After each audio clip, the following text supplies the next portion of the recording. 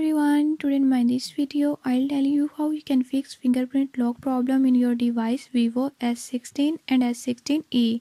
In this video I'll tell you a few tips and tricks that you can use to fix it. Before I start, if you are new to my channel, don't forget to subscribe and press bell icon. Watch complete video and learn how you can do it. Let's watch.